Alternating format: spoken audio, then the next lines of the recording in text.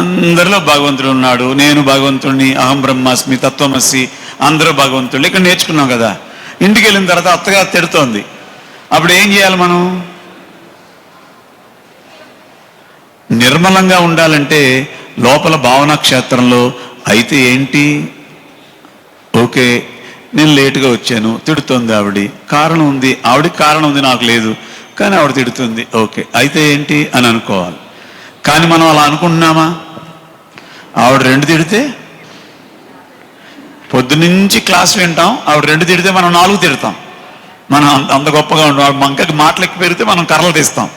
ఎక్కడికి వెళ్ళి వచ్చామంటే ధ్యానం క్లాస్కి వెళ్ళి వచ్చాం, ఎరగ తీసేసావు, ఏం చేసావు? ఇక్కడ ఇంకొక చిన్న మెలికి చెప్పాలి మీకు. ఈ అయితే ఏంటి, సోవాట్ అనే మాటని మనకి ఇన్నర్గా జీర్ణించుకోవాలి. ఇప్పుడు నాకు రాత్రి ట్రైన్లో నా సీట్లో ఒక 5గురు కూర్చున్నారు.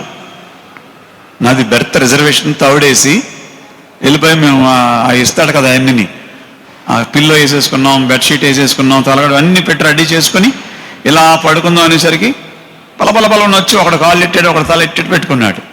వాడు దిగట్లా. సరే మన ధర్మం ప్రకారం టీసీకి చెప్పాను, థ్యాంక్ యూ సార్, వస్తాను సార్ అని చెప్పి వెళ్ళిపోయి మళ్ళీ రాలేదు గంట వరకు.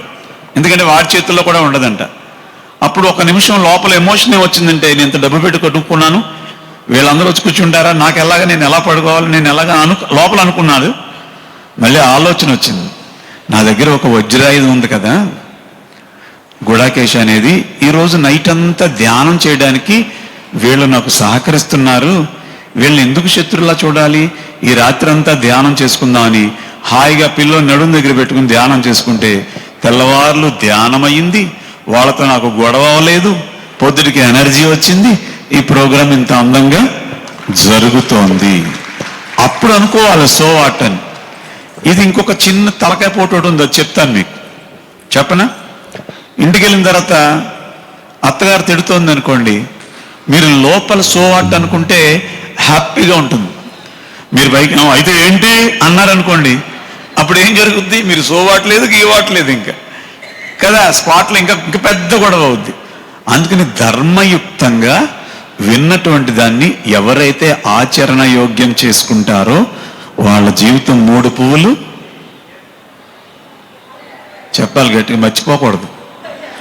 పొద్దుట ఇక్కడికి రాకముందు 6 కాయలే మన అందరం, ఇక్కడికి వచ్చిన తర్వాత వన్స్ మన జీవితం 3 పువ్వులు 36 కాయలు. మరి ఒక 10 నిమిషాలు ధ్యానం చేసుకుందాం. తర్వాత మళ్ళీ ఒక చిన్న కాన్సెప్ట్ చెప్పుకుని మనం వంశీ గారిని ఆహ్వానించుకుంటే ఆయన కొన్ని విషయాలు మనకు తెలియజేస్తారు. చివరిలో మళ్ళీ ఒక అరగంట ఈ సంగీతంలో ధ్యానం చేసుకొని మీ శరీరాలు ఎప్పటి వరకు సహకరిస్తే అప్పటి వరకు ఈ కార్యక్రమాన్ని చేసుకుందాం. భోజనం చేసిన తర్వాత ధ్యానం చాలా బాగుంటుంది, మీకు అర్థమైంది. అందుకని ఎరుకతో ధ్యానం చెయ్యాలి. ఈ మాట విన్నారా ఎవరైనా? మరి ఎరుకతో ధ్యానము అంటే ఏం చెయ్యాలి అమ్మ చెప్పండి మీరు. ఎరుకతో ధ్యానం చెయ్యాలి అంటే ఏం చెయ్యాలి చెప్పండి ఎవరొకళ్ళు. మళ్ళీ వెళ్ళి శ్వాస మీద ధ్యాస కదా ధ్యానం చేసేది బంగారం. నేను అడిగేది ఎరుక, అవేర్నెస్. అవేర్నెస్తో మెడిటేషన్ చేయడం అంటే మనం ఎలా వ్యక్తం చేయగలం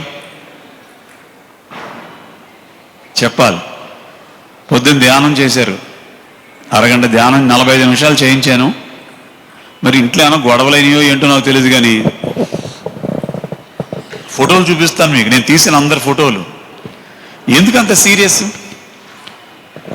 ధ్యానం వల్ల ఏమొస్తుంది అంటే ఆనందం వస్తుంది కదా. ఇప్పుడు మనం ధ్యానం చేస్తున్నప్పుడు ఆనందం వస్తుందనే విషయం ప్రపంచానికి తెలియాలి కదా.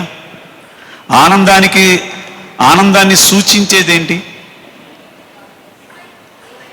ఎవరు చెప్పారు చెప్పండి అమ్మ బంగారు తల్లి, మీరేదో అన్నారు ఇలాగా. ఓకే, మీరు స్మైలే, 2-3 అన్నారు, వాళ్ళ ముగ్గురికి చప్పట్లు కొడదాం ఒకసారి గట్టిగా. ఆనందాన్ని మనం వ్యక్తం చేయాలి. మన ముఖం చూస్తే వాళ్ళు వీడు ఆనందంగా ఉన్నాడని తెలియాలంటే ఒకే ఒక ఆయుధం ఏంటది? స్మైల్, చిరునవ్వు. అంటే ధ్యానం చేసేటప్పుడు ఏం చేయాలి? ఈ పెదాలు చిరునవ్వుతో ఉండాలి. ఎప్పుడు నవ్వు ఆగిందో నువ్వు ఆల్రెడీ వెళ్ళిపోయినట్టే. ఎక్కడికి? థర్డ్ డైమెన్షన్లోకి. అప్పుడు స్టార్ట్ అవుతాయి నా సంగీతం కంటే మీ గురకలు. అందుకని 10 నిమిషాలు ఎరుకతో ధ్యానం చేయడం అంటే చక్కగా స్మైలింగ్ ఫేస్ పెట్టుకుని ధ్యానం చేయండి. అప్పుడు మీ ఫోటో తీసి ఎవరన్నా పెట్టుకుంటే అబ్బా ధ్యానం చేస్తే ఇలా ఉంటారా అనిపిస్తుంది. అంతేగాని గొడవ పెట్టుకుని రా చూసుకుని దమ్ముంటే రా అన్నట్టుగా పొద్దుట అలాగే ఉంది, ఎందుకో తెలీదు. 10 నిమిషాలు చక్కగా ధ్యానం చేద్దాం. ఇప్పుడు ఎలా నవ్వుతున్నారో అలాగే సెల్ ఫోన్ సైలెంట్ మోడ్లో పెట్టి కళ్ళజోళ్ళు తీసేసి కాళ్ళు క్రాస్ చేసుకోండి, హాయిగా జారబడండి, చేతి వేళ్ళు వెళ్ళి పెట్టుకుందాం, అందరూ కళ్ళు మూసుకుందాం.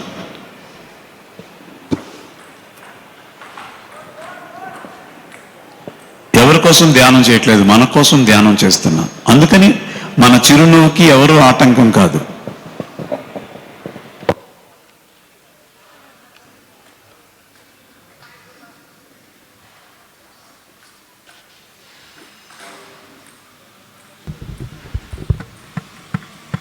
హాయిగా ధ్యానం చేస్తున్నాం.